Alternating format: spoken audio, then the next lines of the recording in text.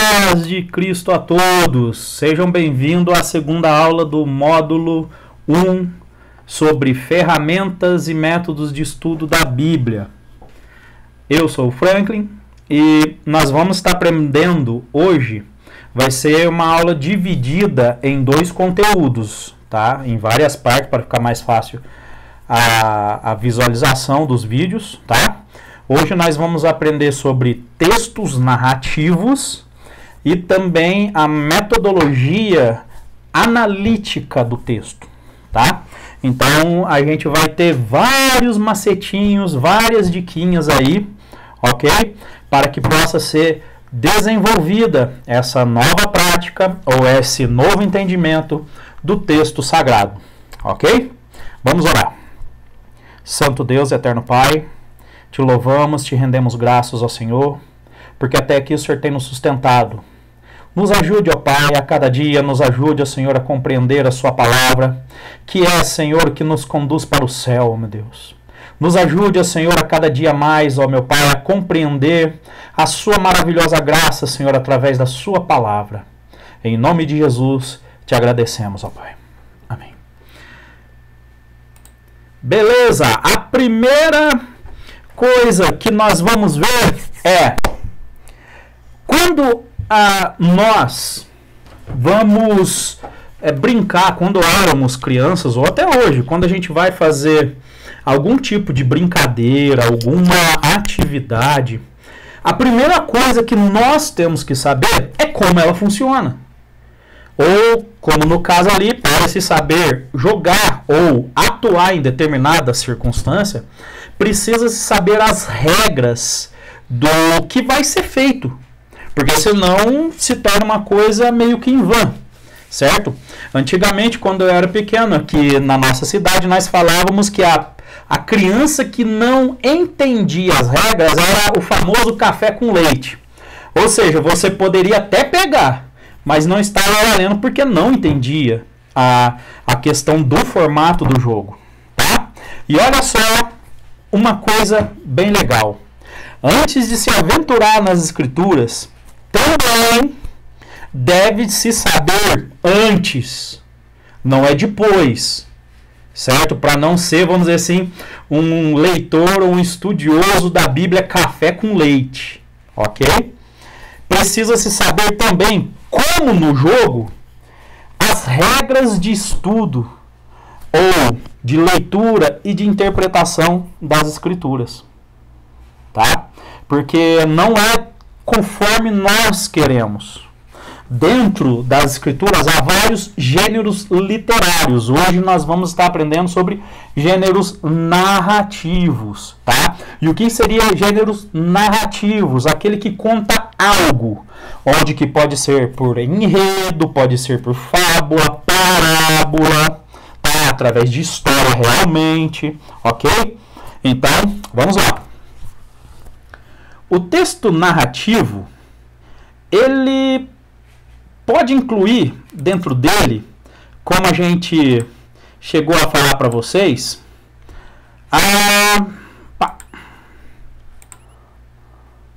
Opa, deu errinho aqui.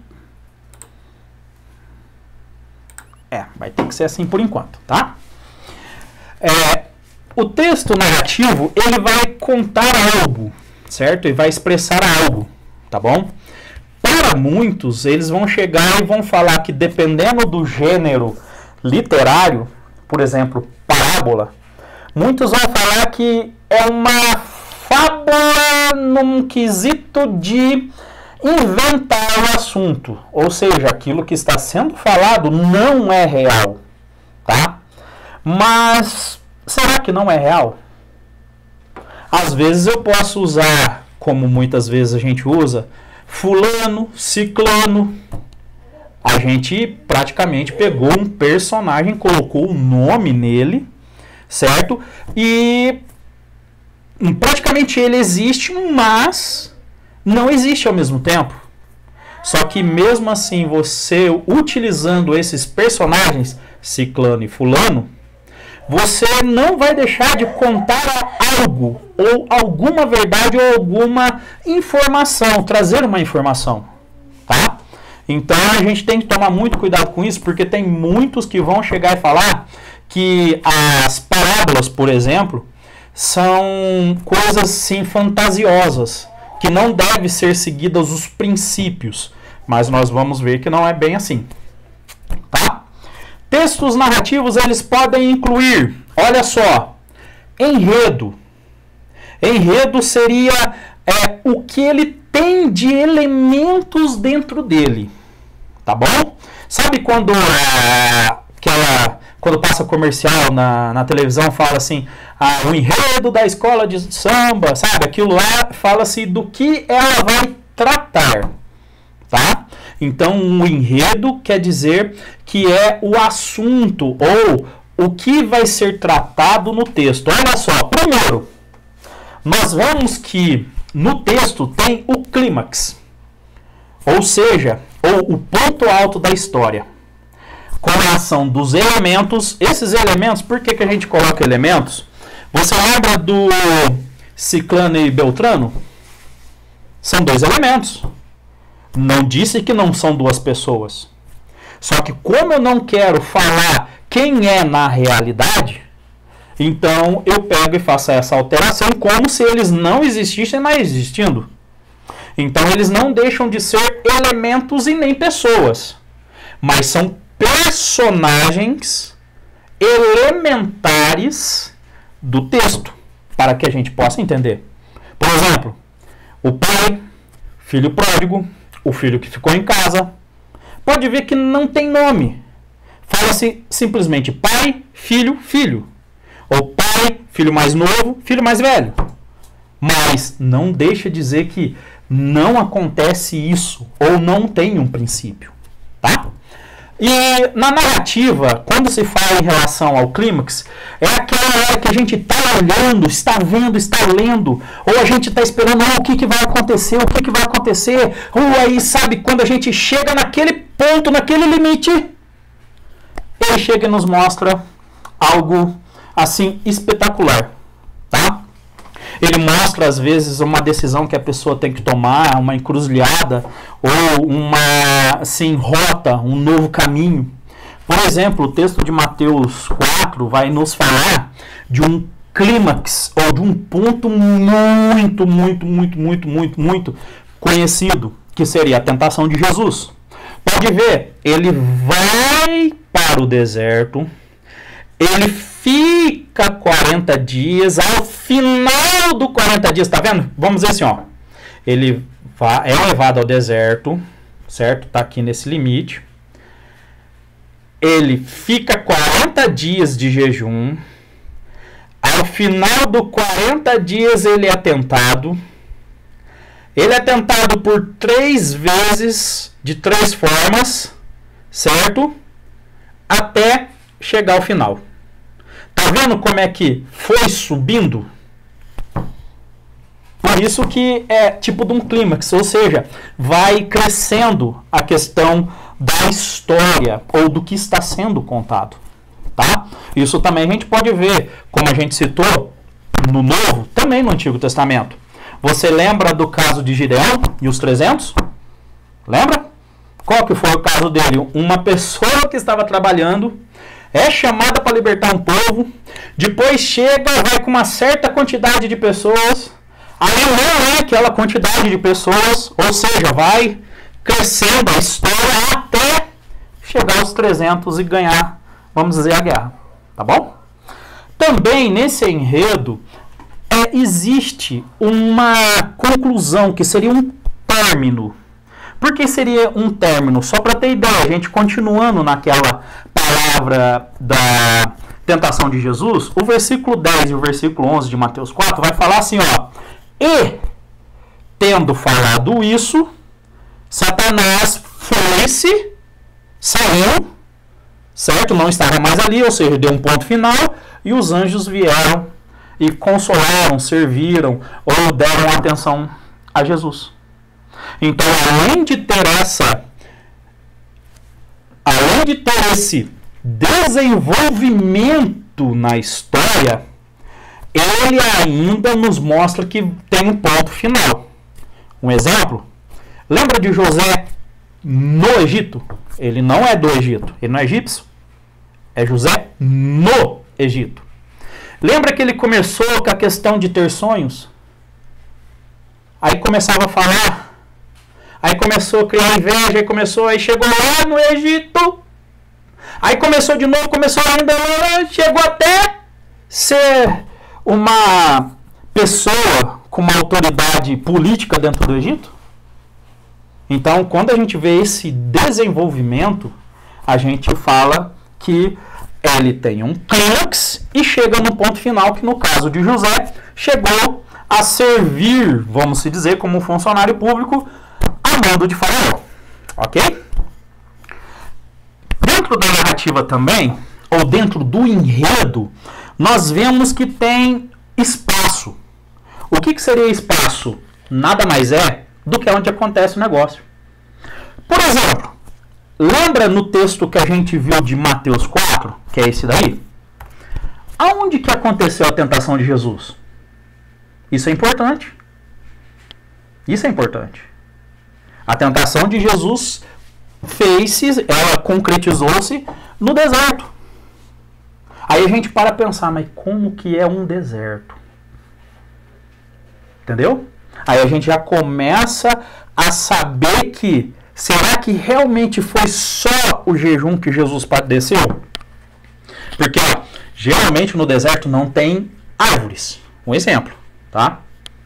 Então, além dele estar em jejum, ou seja, tá com uma, vamos dizer assim, debilidade, certo? Ou fraco, não sei, ou desidratado. Por que desidratado? Sol. Se não tem árvore, certo? Aí vai ter a questão do sol. Então são elementos que a gente vai entendendo ou pegando do texto para que a gente possa entender. Só para ter ideia. A partir desse conceito a gente vê se Jesus estava no deserto. O deserto ali perto do Egito. Depende de alguns horários no dia, 40 graus centígrados. Será que só o jejum ou só a tentação de Jesus foi o problema? Nós sabemos que no texto o foco era a tentação, mas Jesus ele resistiu também a isso. Tá? Olha, para que serve o lugar? Para colocar o leitor ou falar para o leitor aonde está acontecendo o negócio, igual a gente falou da questão do deserto. Só para ter ideia. O texto lá de Mateus 4 fala que Jesus ele foi tentado para transformar pedras em pão e não em água. Mas, será que o deserto tem água? Faz parte do espaço do local. Ok? O espaço também, ou o local, também mostra costumes. Por que no caso lá de Mateus 4 nós vemos que Satanás não ofereceu churrasco? Porque Jesus não era gaúcho. Ok? Outra coisa, o que o espaço também nos ajuda a apresentar ou nos mostra oportunidades pessoais, igual no caso da tentação de Jesus.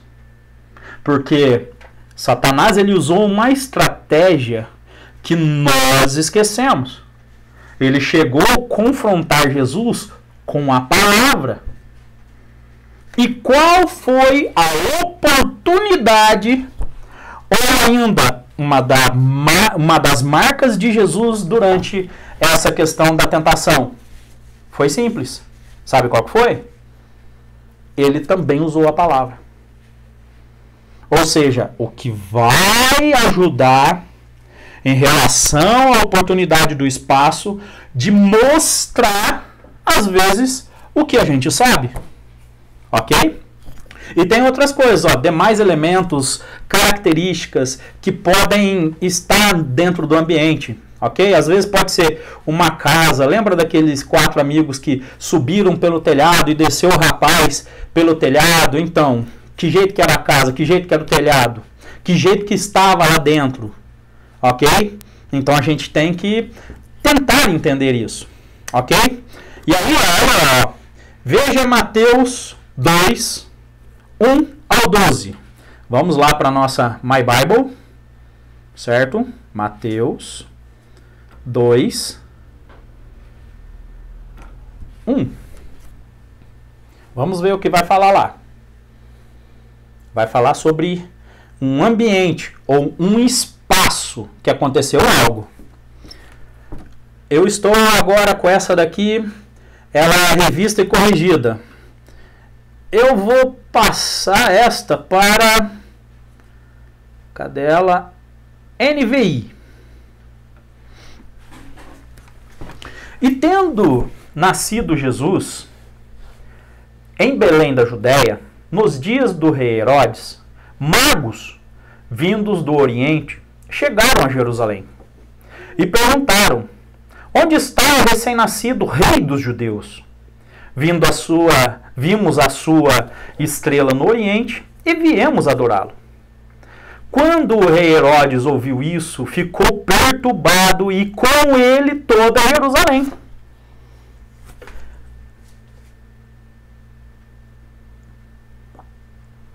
Tendo reunido todos os chefes dos sacerdotes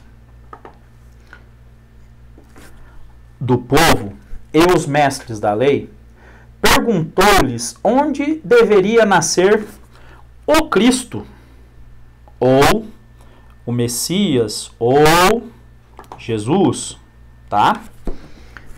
Aí fala, e eles responderam a Herodes, em Belém da Judéia, pois assim escreveu o profeta.